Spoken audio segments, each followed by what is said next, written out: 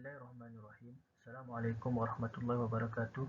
Saya Muhammad Izzat bin Muhammad Zuki bersama rakan penulisan saya, Prof. Madya Dr. Wan Nazmi bin Muhammad Fisal daripada Pusat Pengajian dan Penyelidikan Kewangan Islam Saifah, Universiti Islam Antarabangsa Sultan Abdul Halim Muazzam Shah bin Syam, Kuala Ketil, Malaysia.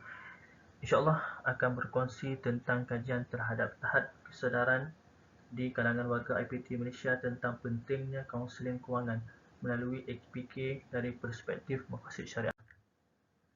Tujuan kajian ini dilaksanakan adalah untuk mengkaji tahap kesedaran kaunseling kewangan dalam kalangan warga IPT melalui AKPK dari perspektif maqasid syariah. Permasalahan yang dikaji berpunca daripada timbulnya peningkatan dalam kes muflis dan bankrupt di kalangan rakyat Malaysia akibat dari kurangnya kesedaran dan ilmu pengetahuan dalam kaunseling kewangan serta kegagalan masyarakat untuk merancang dalam pengurusan kewangan masing-masing. Kaunseling kewangan amat penting dalam menitipkan kesedaran kepada masyarakat Malaysia. Apabila khidmat kaunseling kewangan diguna pakai, ianya akan dapat membantu seseorang individu itu mengurus serta merancang kewangan mereka dengan lebih baik.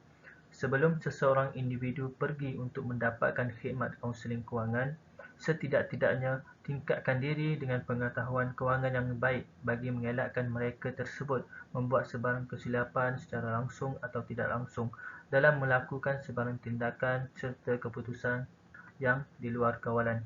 Islam menuntut umatnya supaya menjadikan khidmat nasihat atau kaunseling sebagai salah satu jalan untuk meningkatkan tahap kesedaran serta pengetahuan bagi menghadapi apa jua situasi, khususnya yang melibatkan pengurusan kewangan supaya tidak berlaku kesusahan pada masa hadapan. Berdasarkan firman Allah Subhanahu Wa Taala dalam surah Taha ayat ke-43 hingga ayat ke-44 yang bermaksud, pergilah kamu serta saudaramu dengan membawa ayat-ayatku dan janganlah kamu berdua lalai dalam mengingatiku. Pergilah kamu berdua kepada Fir'aun, sesungguhnya dia telah melampaui batas. Maksud ayat itu jelas menunjukkan bahawa Islam menganjurkan agar nasihat atau kaunseling diberikan kepada mereka yang memerlukan jika telah melampaui batas supaya dapat mengelakkan diri dari terus terjerumus dalam kealpaan serta sentiasa waspada dan takut atas apa yang dilakukan. Oleh itu, khidmat kaunseling, nasihat atau panduan kewangan amat penting dalam menjadikan seseorang itu sedar akan kemampuan dirinya tentang pengurusan kewangan yang lebih bijak dari segi bajet, pengurusan wang dan juga pengurusan kredit, yang mana sebarang kesilapan yang dilakukan akan menyebabkan diri menjadi muflis tanpa disedari. Menurut OECD pada tahun 2005, ianya memberikan definisi yang terperinci mengenai literasi kewangan, iaitu melibatkan satu proses yang mana para konsumer atau pelabur meningkatkan pemahaman dan ilmu pengetahuan mereka terhadap produk dan konsep kewangan dan melalui maklumat arahan, nasihat dan objektif membentuk kemahiran dan tahap keyakinan untuk lebih sedar mengenai risiko kewangan dan peluang untuk membuat pilihan dalam membuat keputusan dan tindakan yang lebih efektif dalam meningkatkan kesejahteraan kewangan. Kaunseling adalah suatu proses yang penting dan bersistematik dalam membantu satu hubungan berdasarkan prinsip psikologi yang telah dilaksanakan oleh kaunselor yang berdaftar dengan Lembaga Kaunselor Malaysia. Mengikut kod etika, kaunseling untuk mencapai sesuatu perubahan, kemajuan dan penyesuaian yang menyeluruh, baik dan secara sukarela daripada individu yang menjalani kaunseling supaya perubahan, kemajuan dan penyesuaian dapat dicapai dan disepakati. Bidang kewangan boleh dibahagikan kepada dua bahagian, iaitu perkhidmatan kewangan dan pengurusan kewangan.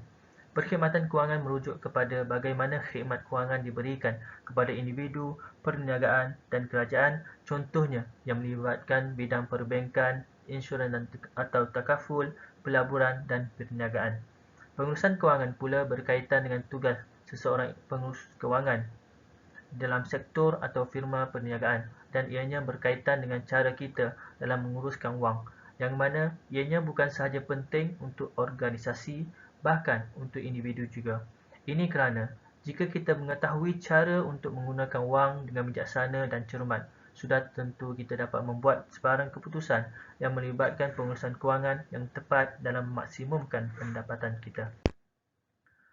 Untuk memahami maqasid syariah, hendaklah terlebih dahulu mengetahui maksudnya, baik dari segi bahasa maupun dari segi istilah.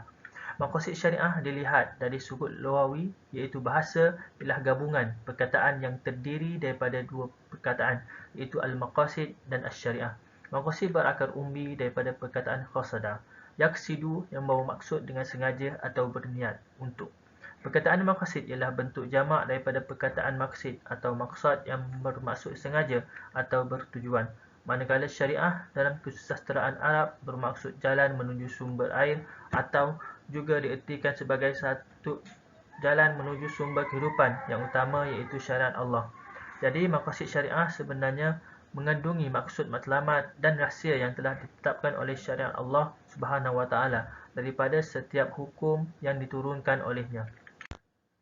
Para fuqaha telah membahagikan maqasid syariah kepada 3 bahagian, iaitu yang pertama, daruriyat, bermaksud keperluan, iaitu segala sesuatu yang penting dalam kehidupan manusia baik untuk kebaikan agama maupun kehidupan di dunia.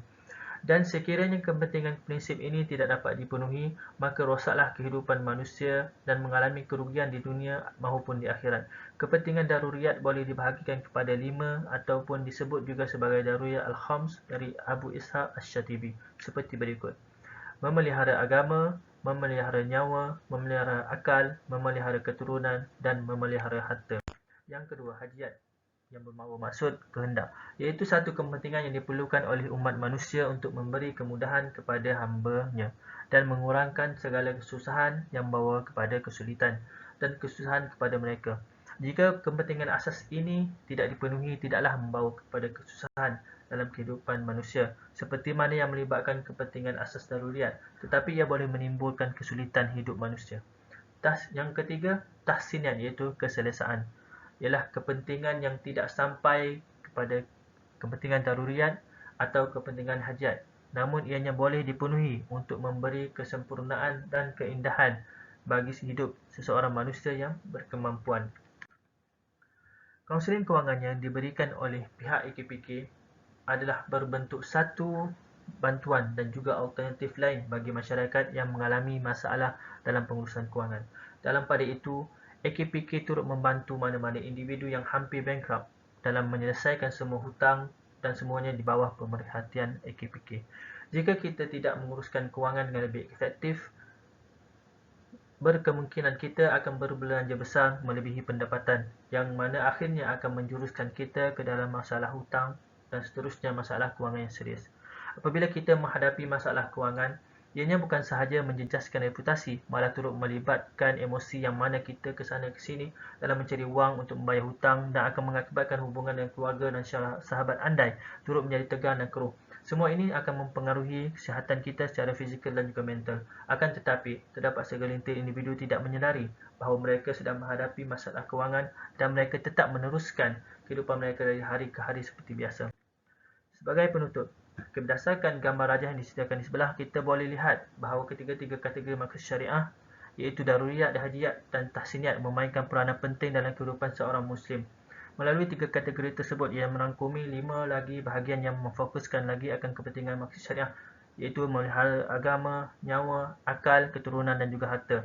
Dengan pembahagian-pembahagian tersebut, pihak AKPK dapat membantu memberi kesedaran kepada masyarakat, khususnya warga IPT, dalam memberi khidmat kaunseling kewangan yang berlandaskan syariat Islam dari perspektif maqasid syariah.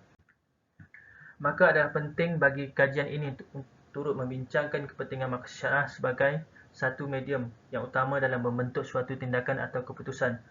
Amat penting bagi kita untuk mengakui dan meyakini bahawa Islam itu bersifat syumul, itu sempurna, sama ada dalam peraturan dan ajarannya yang merangkumi keseluruhan aspek bagi kehidupan manusia seperti ekonomi dan sebagainya. Ini jelas menunjukkan bahawa pentingnya perbincangan serta kajian yang lebih mendalam berkenaan maqasid syariah supaya tahap kesedaran terhadap kaunseling kewangan melalui AKPK dari perspektif maqasid syariah dapat dilihat dengan lebih jelas dan telus serta penuh kerahmatan. Sekian, terima kasih. Yang baik itu daripada Allah SWT dan yang kurang baik itu dan kelemahan daripada diri saya sendiri. Assalamualaikum warahmatullahi wabarakatuh.